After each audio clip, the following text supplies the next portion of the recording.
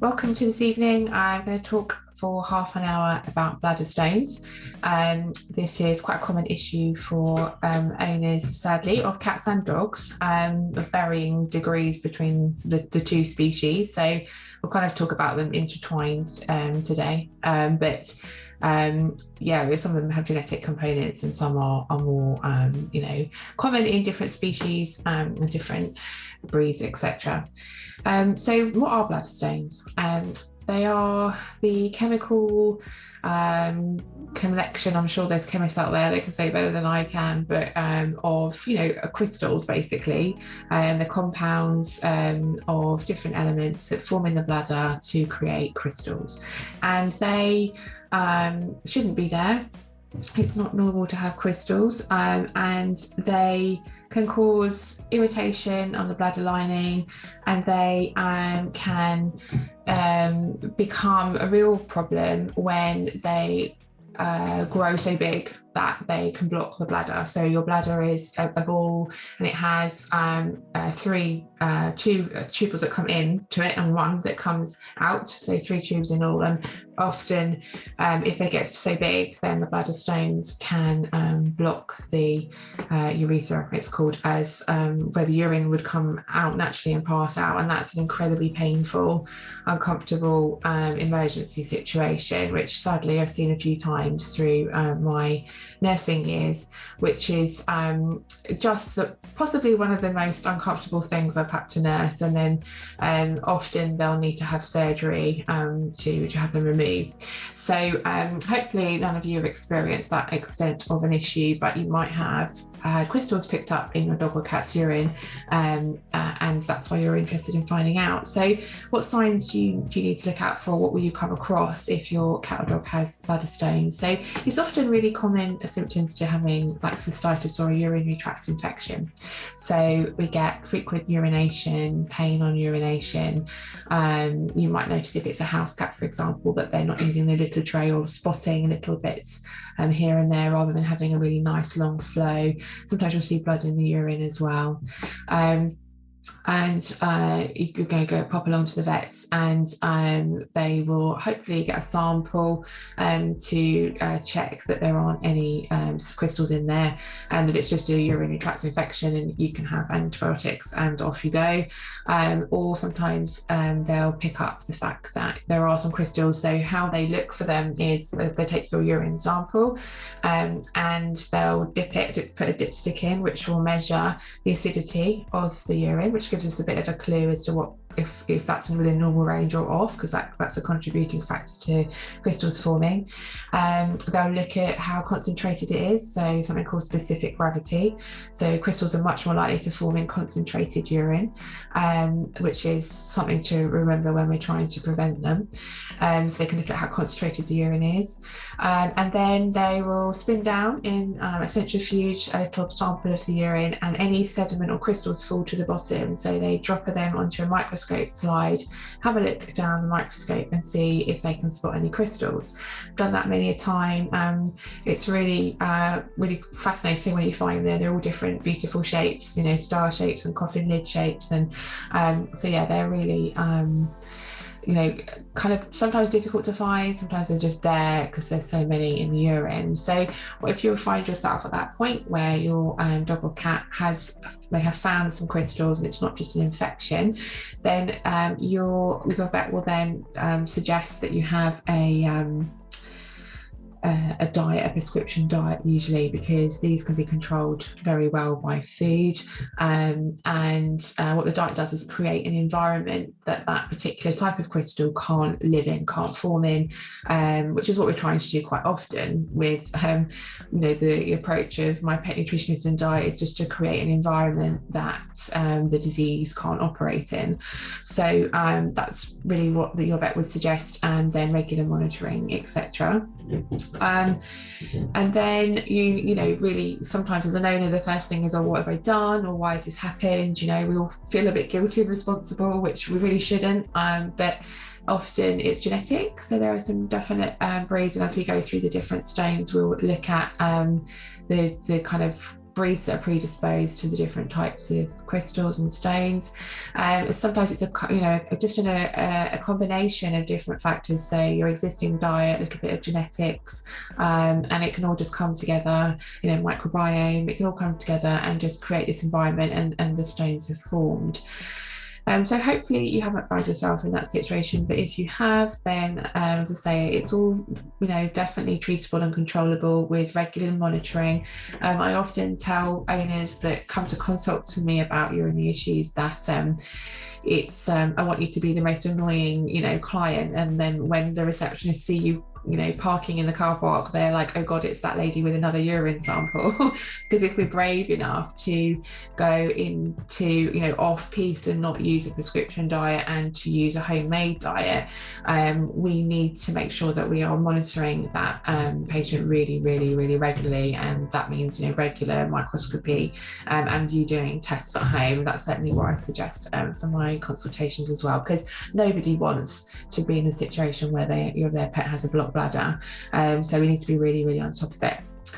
So let's just talk a little bit about the crystals then, and how and when they form. So urine is a certain acidity, and the normal range for cats is slightly different to dogs, but dogs is like 5.2 to 6.8, so slightly acidic is normal, and cats is more like 6 to 7, but there's a range there, the crystals will form in different pHs within that spectrum. So we know that you have a very acidic pH 1 and a very alkaline pH 14. And some of the crystals will form in alkaline urine, and some of them will form in acid urine. And this is a real helpful tool for us to be able to help prevent and control the environment for them to reform. So struvite is probably the most common crystal, and that tends to form in slightly alkaline urine, and so we need to work to make the urine more acidic. And then we have other crystals like calcium oxalate, urate, cysteine, xanthin. There is silica too.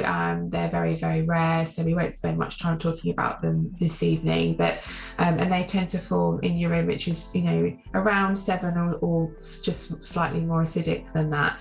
And there's no absolute formula for that. There is, as I say, it's a combination of factors. So it's not just a case of, the pH is 6.8 that's going to cause these stones. It's a case of genetics and, and overall health as well, actually contributing to that. But just so you can understand, so there are prescription diets that are designed to make urine more acidic, and prescription diets that are designed to make urine more alkaline, and so you would be suggested to feed one of those. But often we have people come to us that don't want to do that. They don't want to feed a highly processed diet. They have perhaps been feeding raw or a fresh food diet, and it feels really instinctively wrong for them to move onto a diet that is so processed. And other times the prescription diets might contain ingredients that your dog's allergic to. So we know how common allergies are here on My Pet Nutritionist. It's something we talk about a lot and deal with a lot. And so some of these diets will have chicken and maize and wheat, etc. in, and they can be triggers. So you're in a situation where you can't feed your dog the prescription diet. So let's talk a little bit about each crystal, and just talk about the major do's and don'ts and a little bit around it, and then we can look at some supplements and just some overall nutritional factors to take into consideration.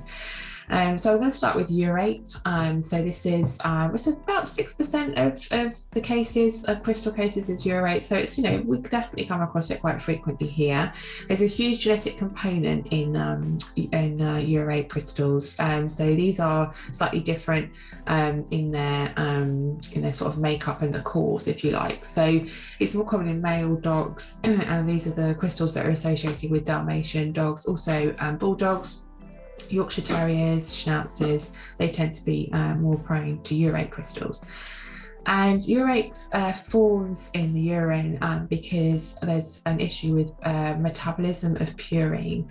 So purine is it's in most food. It's sort of in a nucleus. It's in DNA of every cell, but it's more common or higher in proteins, specifically things like offal, oily fish, brewer's yeast, also springs to mind as having really high purine content. And what happens is normally in a healthy dog with no genetic issues or on certain medications, purine is broken down by an enzyme called xanthin oxidase, and that's broken into down into uric acid, and that is excreted in the urine, and everything's fine, off you go. But in some dogs that have genetic mutations, such as the Dalmatians, that is sort of they're deficient in that enzyme that breaks down purines, and so therefore the purines aren't taken into the last kind of stage of metabolism to be excreted, and they sit in this kind of pre-broken down state, and then that can create the urate stones. The other situations where you see this, as well as the kind of genetically deficient dogs, if you like, are dogs that are on medication allopurinol, so that interferes with protein metabolism as well. Those dogs tend to be dogs with leishmaniasis. If you've rescued a dog from abroad, that might be something you're familiar with. That also interferes with purine metabolism. So that's something to be aware of, because you need to make sure that you're not, throwing in loads of high purine foods or just having them monitored occasionally.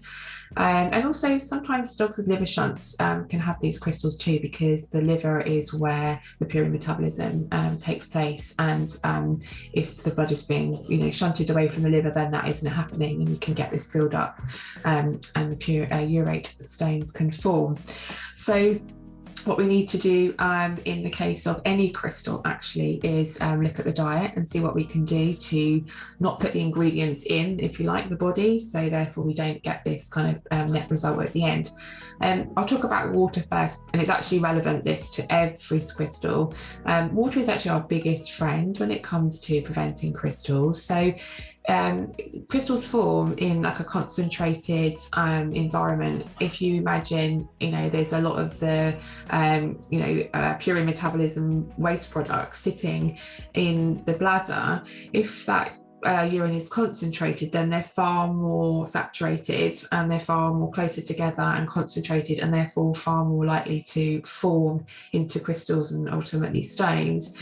So by feeding a wet diet, that is probably our biggest friend. Now, the fact that they actually make prescription diets dry for urinary disease is really crazy to me, because it's such a contradiction. And in the text and the clinical guidelines, the first thing that you're going to have is, water. So by feeding a fresh food diet or just a moist diet, it's more like 70% water than the 8% of dry diets, you're already going to be making a huge step in the right direction, because the bladder will just have so much more water, the urine should be much more dilute. Encouraging them to drink, making sure that you can add a little bit of water to the food, just to make sure that the water is really kind of flowing through them, and also providing frequent urination. And by frequent, I don't mean you've got to be up every hour. I mean that if you're out at work for 8 hours of the day and your dog isn't getting the opportunity to go to the toilet, that's probably not frequently enough, especially if you're genetically predisposed or have just been prone to having bloodstones. So making sure water's in and out, sort of flowing stream situation, rather than the bladder sitting there more like a stagnant pond. I know that's a strange analogy, but that's how I like to think of it. Water in and water out. It's much fresher and clearer and cleaner than it would be if the urine was sitting concentrated there for a long time. So hopefully that makes sense. Obviously, so that applies to all crystals. I'll talk about water again and again probably, but obviously also with this particular crystal urate, we have to look at the protein content of the diet, and that's one of these situations where it's very, very difficult to find a good quality fresh food diet that isn't sort of specifically formulated for this, because most fresh food diets will have offal in, and interestingly, actually, there are a few companies now that will offer a low purine diet, and it's a little bit controversial to me, because number one, you actually can't, or certainly in the last time I investigated, it's not possible to measure purines in a laboratory in the UK or Europe when I was trying a few years ago. So when they're calling something low purine, they're basing that off of data from online or, perhaps questionable data. There are definitely meats within the body or protein sources within the body that are lower purine from that data that we know of. So liver, etc., is very high in purines, and tripe is probably the least high in purines, but it still has some in it. And so if you have a real problem, then you need to be looking at a tripe-based diet with potentially other sources of proteins, like maybe egg or cottage cheese sort of thing, to try and bring that down. And it's really difficult to find one of those commercially made. So if you are feeding a low purine diet that's on the market, it might be worth just double checking the ingredients, because it's a little bit questionable as to how they can state that. I think when I questioned companies before, they've said they've gone on the protein level, but actually when I look, their protein level is very similar to any other food on the market, fresh food on the market. So just be aware of that if you have a dog that's susceptible. If you have a Dalmatian that is worried, obviously, that it's genetically predisposed to this issue, there is a DNA test that you can do that will let you know if your dog is carrying the mutated gene, so it can't break down the purine, which is really handy, because therefore you don't need to go to great lengths to find an offal-free diet. Offal-free diets don't tend to be really 100% balanced either, so you need to work out how to make up for the shortcomings by losing the offal. I'm just thinking raw really here. So if you're losing liver from a raw diet, then you're missing out on zinc, copper, vitamin A, vitamin D potentially as well. So it's just worth asking a few questions around the diet that you've chosen, and find out if your dog really needs to go on a low purine diet. Obviously, if they've been diagnosed with urate crystals, they do, but just because it's Dalmatian doesn't mean they'll always carry the gene. There's obviously breeding programs to try and eliminate that. Now, when you are offered a prescription diet, it would be Hills UD or something, for example, and the way that they actually work is not by having magical ingredients in, but they actually put alkalizing agent in the food, and it's called potassium citrate, or calcium carbonate does a similar thing. So you'll see that if you look up the ingredients online or on the tin, you'll see the alkalizing agents in there. So it's not like the ingredients necessarily. So and actually you can put that in separately. So I do have 2 dogs, I think, that have to be maintained on potassium citrate to keep their urine the right side of being alkalizing. And we can put lots of lovely foods and ingredients in to really work to help that too. But sometimes if there's other things going on, there's multiple conditions with the 2 dogs I'm thinking of, and they do need a little bit of help with potassium citrate, but that is something available through your vet. You don't need to have the food, to access that.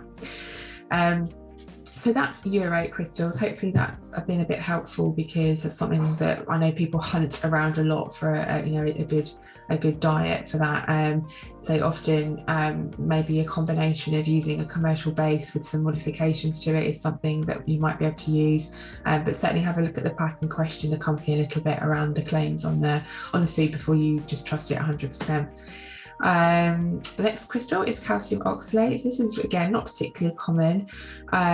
So as it says on the tin, it's made up of calcium and oxalate, and it's one of those one of those crystals again where you need to keep the urine a little bit more on the alkaline side, more like 7.1 to 7.7, and avoid obviously excess calcium. So if you happen to be feeding, a calcium supplement, or for some reason this particular dog is just metabolizing calcium in a certain way, then you need to make sure the calcium isn't excessive and that it's within the right ratios with phosphorus. That's something to just review the diet on.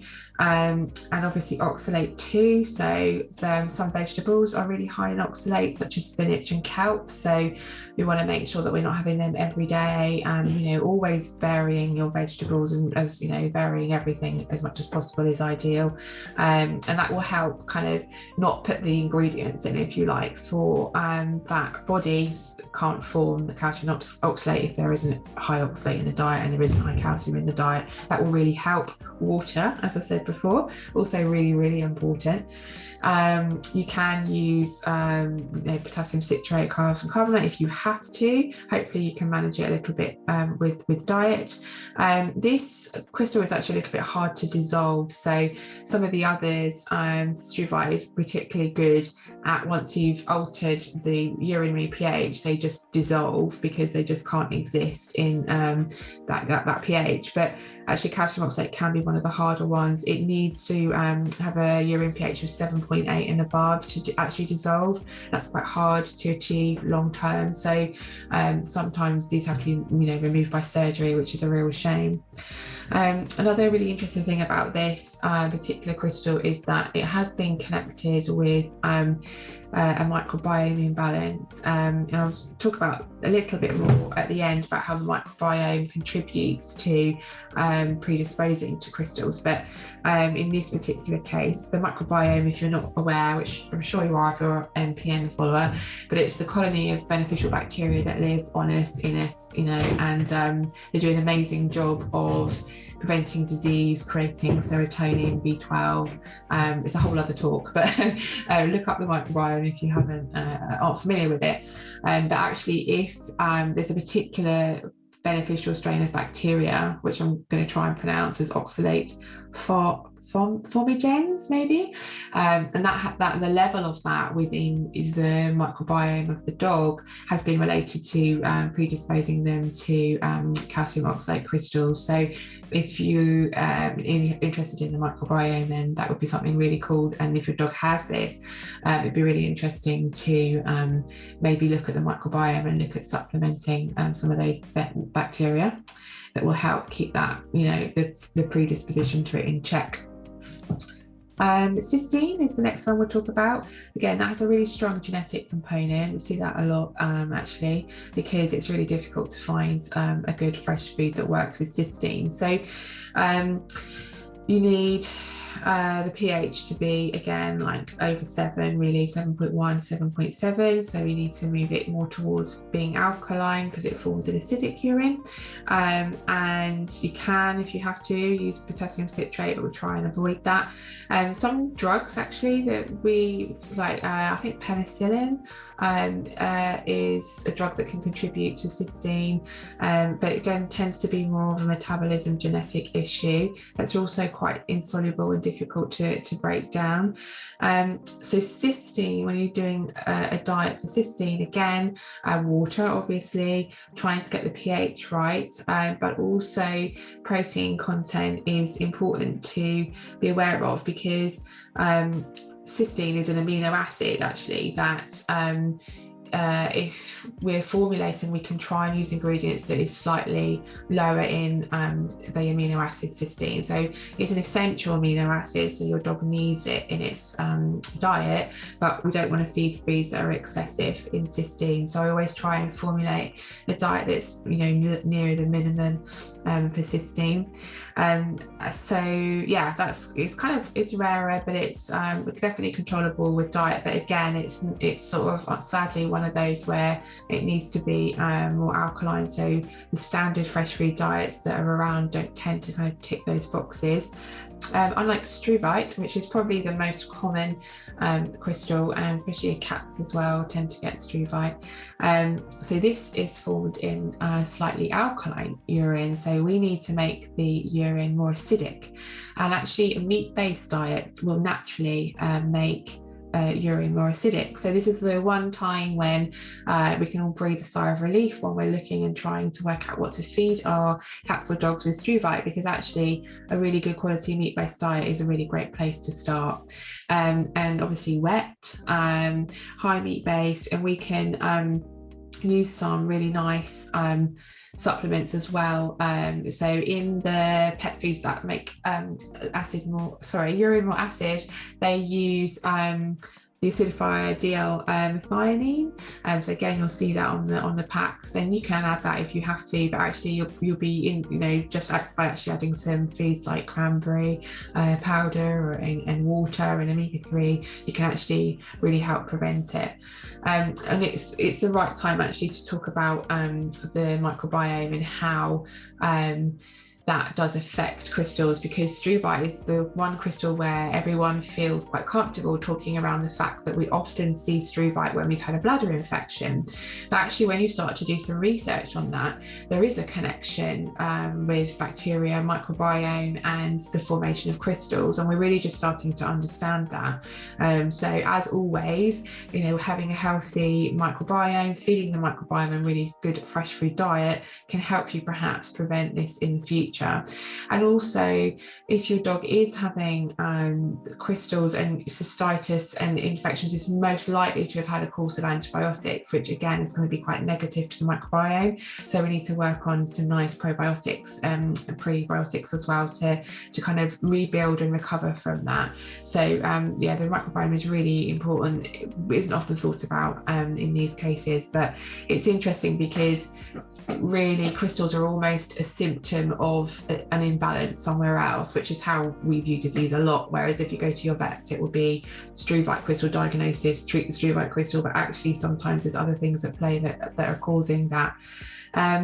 Some probiotics to think of particularly are the lactobacillus range, which are the ones that are really common in the better probiotics as well. So not just maybe soil-based, but having the lactobacillus in there. And then there are some lovely feeds depending on the type of crystal that you can add in. So really like, I'm huge fans here of slippery elm or licorice. So actually that will work on the bladder lining too. So as we use it a lot in the digestive system to coat and soothe the lining, that will work on the bladder lining. And so that's a really nice way to reduce inflammation. Omega-3 oils as well, really important in that. Omega-3 is great for every organ system, every cell really. So making sure that there's plenty of that to have its anti-inflammatory work. And cranberry has D-mannose, actually it's called, which is a active ingredient in it, which helps to keep the bladder lining really, again, just nice and healed and plumped, and creating the right environment for healthy bladder, rather than having a poor microbiome and irritated and just getting in that vicious cycle. That is pretty much my whistle-stop tour of my notes. So hopefully that's been relevant and covered what you were interested in hearing about. I can't sadly go into detail on each crystal and the exact diet that you would need, but basically you'd need a different diet for the first crystals I was talking about, the urate, the cysteine, the oxalate, because they form in a more acidic diet. So we need to just be mindful of that when we're choosing the ingredients in the food. Or in struvite, we can be much more confident around. So just check to see if you've got any question. Is it true? Oh, hello. Is it true that freeze-dried foods can cause crystal in the urine? Not that I've particularly heard of. The only thing I can imagine is that it's quite concentrated and quite dry. It would depend on the ingredients of freeze-dried food, obviously. I mean, often they're the same kind of composition as raw, aren't they? So it depends on the type of crystal that you have and your individual dog, but obviously my biggest thought around that would be water. But I'll be very interested in more on that, if you know more on that, to find out why. Not many freeze-dried products on the market, actually. I don't speak to a lot of people that feed a freeze-dried food. And Sarah says, my nutritionist on a calcium oxalate, you had to have surgery. Yeah, sorry, that's really horrible, isn't it? Nothing to suggest that he had a problem until the stone got stuck. And this is often the issue, is that it can come out of the blue because they can just sit there quite quietly and not always causing irritation and no symptoms. And then you get this emergency, horrible situation where their bladders are blocked and it must feel so uncomfortable. I just remember the surgeries of those being pretty nasty. So I'm sorry he's been through that. But hopefully you're managing to control it now. And as I say, honestly, with water and really constant monitoring, you're already, going to stop that happening again, because if they pick up that there are the tiny crystals in there, then we can jump on it in terms of being more proactive with the diet and change something up before it gets to that point. So, and actually, wouldn't it be great if when we did an annual checkup, then you took a urine sample to be looked at? That would be a really nice, sensible thing to do. But hey, we don't do that for us. So, maybe I'm asking for too much. Sarah says the jaw was horrible, but is it an idea? Oh, there you go. Yes, you just said what I said. Yes, it is, Sarah.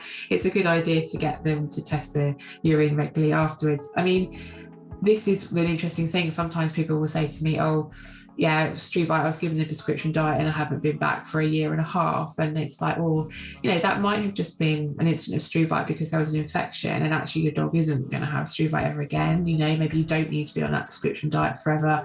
I could say, if I go off piste and don't use a prescription diet, and I do a homemade recipe with somebody, or we modify commercial diet, I get monthly, fortnightly sometimes, microscopy on urine, because I do not want to take that risk of that happening again. And I've got a lovely lady, don't know if she's listening tonight, but I think Alf is her dog, and he's done brilliantly. But she takes in regular urine tests, but she's so pleased, and we're 6 months down the line, it must be more now, and he's been clear at every test, and you just want to have that peace of mind, and then you can go every 2 months for a test and don't change anything and just keep an eye and be really mindful of it. But yeah, we definitely want to prevent them if possible, definitely. Let's check if we've got any more questions. Yeah, brilliant. Do I recognise your name, Sarah? I think I might do. I think I might. So Sarah's dog's been on diet and supplements recommended by somebody here, maybe me, and has done really well. So that's really, it happens a lot. I've got lots of, a really common, 30-40% of the cases are urinary crystals, and we get good results. It's just, it's with those like the urates, it's just a case of fitting the work in really to get the balance, and trying to keep it fresh and healthy, even though we're having to avoid overloading the purines, which really come from protein. So it's a real contradiction. There is a contradiction actually in Struvite, for example, because that's magnesium ammonia phosphate, and ammonia is a breakdown product of protein. So even though a high protein diet makes it more acidic, you're putting more ammonia in. So every dog is different, and you have to just monitor. So it was Alison. I'm sorry, Sarah. No, I didn't get the pleasure. I just recognise your name. Maybe you've been on here before, Sarah. And bone broth to encourage the drinking. Good point. Thank you, Sarah. So when we're talking about water, and that's true depending on a little bit on the type of crystal. So bone broth is quite high in phosphorus and some minerals like magnesium, and I'm a big fan of bone broth.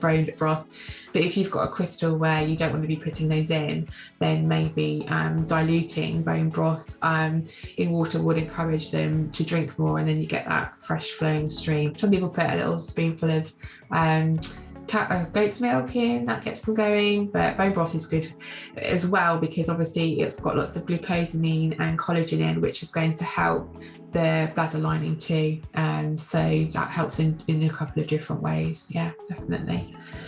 Thank you, Sarah, for that. Okay, I think I will leave it there then if there's no more questions. Thank you so much for listening.